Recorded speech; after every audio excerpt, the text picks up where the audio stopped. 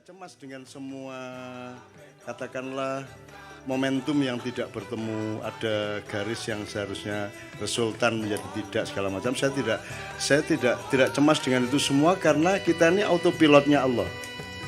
Kita ini dipiloti Allah.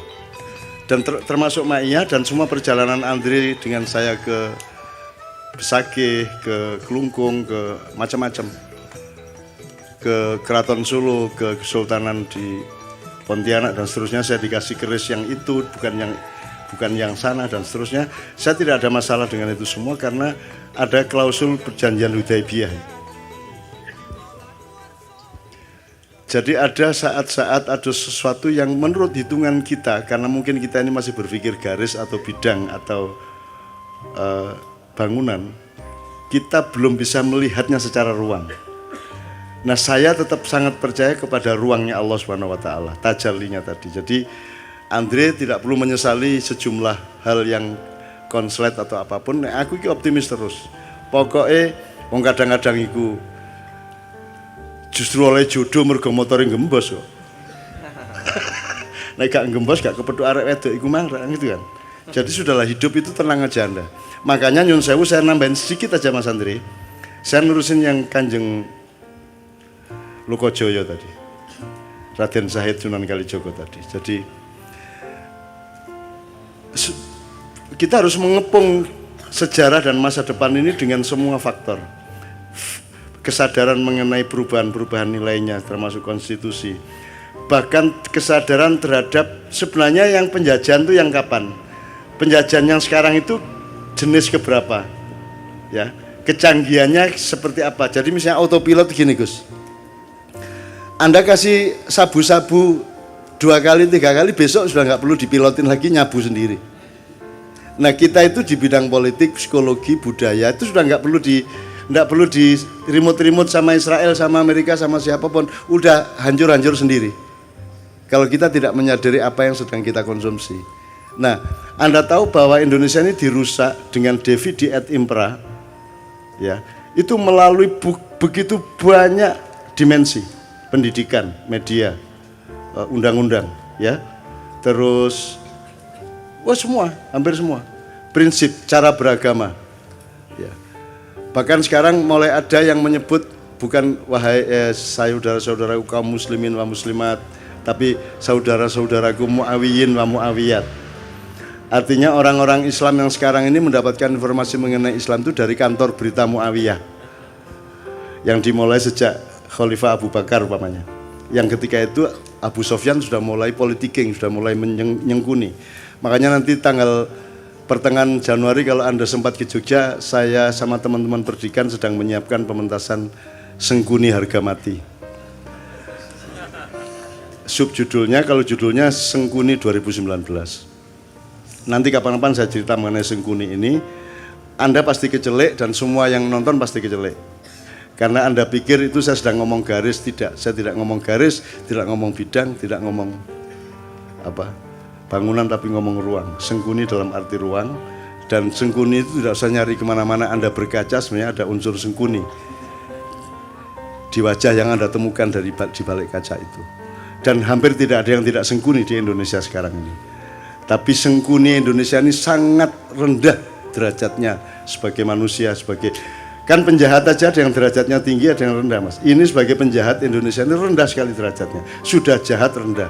Kalau sengkuni ini nyun sewu nih Pak Muzamil, tidak apa ya. Sengkuni ini kan cuma provokator Mas, lici, yuwaswisu visuduri, haulihim gitu ya.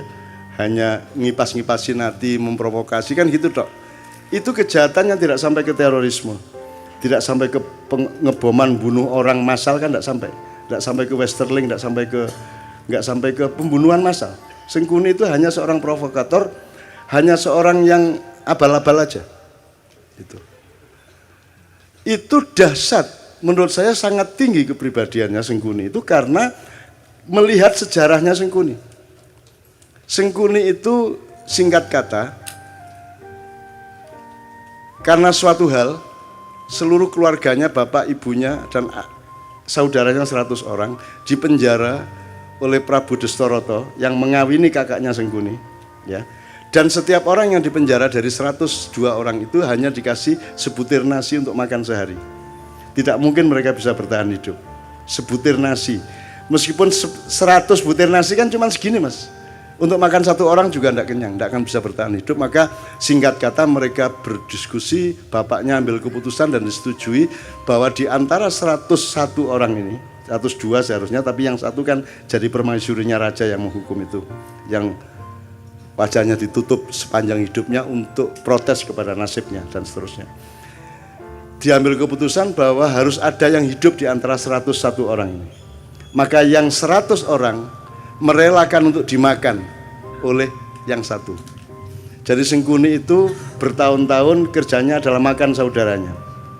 Mutilasi, digoreng gigi lesik, digoreng siki lesik, dirijine dikletusi, terus mari ngono motone di oseng-oseng.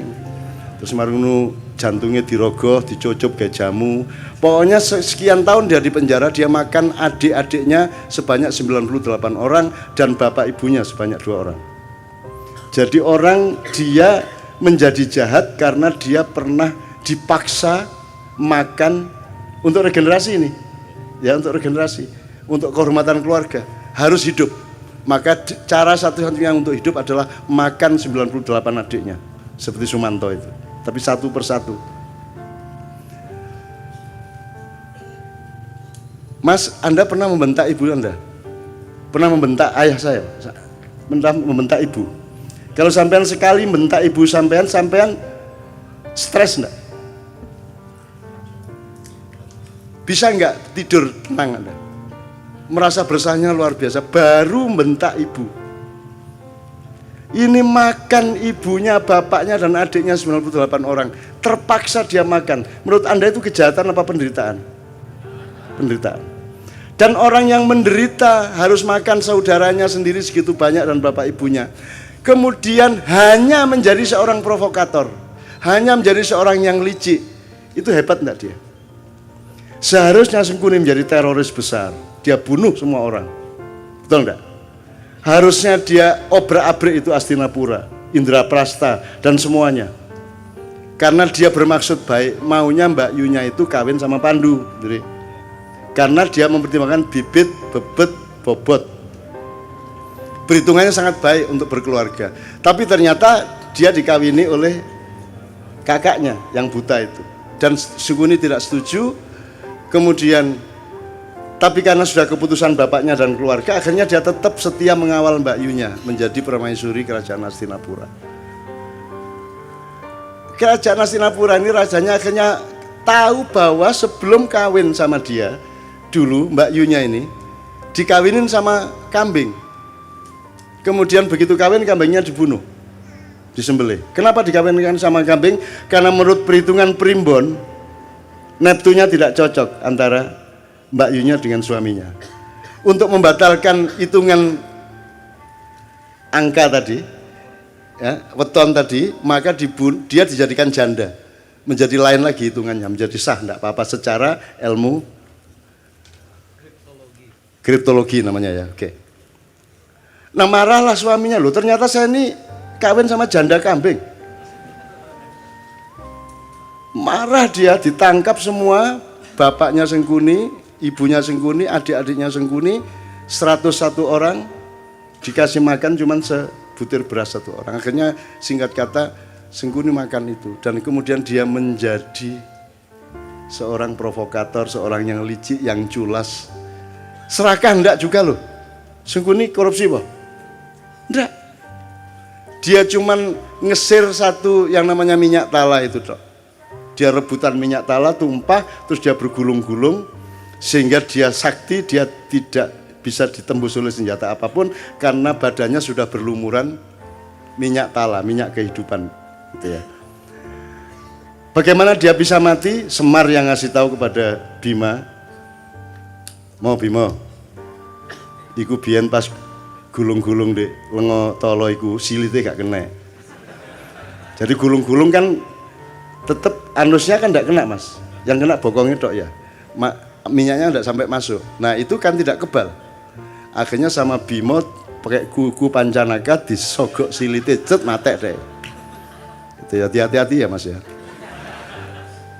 Gitu. Nah, teman-teman sekalian, yang pertanyaannya sederhana. Kalian ini pemimpin-pemimpin Indonesia ini, yang mana yang tidak sengkuni? Terus kalian ini menjadi sengkuni atas penderitaan apa? Kamu pernah susah apa hidupmu? Kamu pernah tidak makan? Kamu pernah makan ibumu? Kamu pernah menderita sampai seperti itu? Kamu itu atas nama penderitaan yang bagaimana sehingga kamu jahat kepada rakyat itu? Apa alasan sejarahmu? Kalau Sengkuni ada alasannya untuk jahat. Meskipun kejahatan dia tidak sepadan sama sekali dengan penderitaannya. Seharusnya orang macam Sengkuni yang makan 101 keluarganya sendiri, dia dalam tanda petik berhak untuk menjadi teroris besar. Kalau dia tidak kuat, dia akan gila atau dia bunuh diri. Tapi Sengkuni sangat kuat dan sangat arif sehingga dia hanya menjadi provokator. Sementara kita dipimpin oleh Sengkuni-Sengkuni yang tidak punya alasan sejarah untuk jahat kepada rakyatnya. Kamu pernah jahat apa? Kamu pernah menderita apa? Wong kami yang tidak pernah utang seperti anak-anak utang. Kamu tidak pernah kredit seperti mereka. Kamu lancar-lancar saja kok. Ya toh? Kamu juga anak orang yang tidak miskin, cukup kaya sehingga kamu bisa nyalon kok. Urusanmu sama uang-uang besar. Atas nama apa kamu jahat kepada rakyatmu? Apa alasan sejarahmu? Dijawab kalau Sengkuni KB. Gitu loh Mas, jadi pentasnya itu soal itu. Ini apa toh? Allah mengatakan Allah tidak menyukai kata-kata yang diperjelas kejelekannya, ya. Apa? La yuhibbullahu al-jahra bisu'i minal qaul. Itu ya terjemahannya. Ya, terjemahannya. La yuhibbullahu al-jahra bisu'i minal qauli illa man zulim. Tidak, Allah tidak menyukai perkataan yang nyaring tentang keburukan kecuali orang yang didolimi. Jadi mesuh, ya boleh.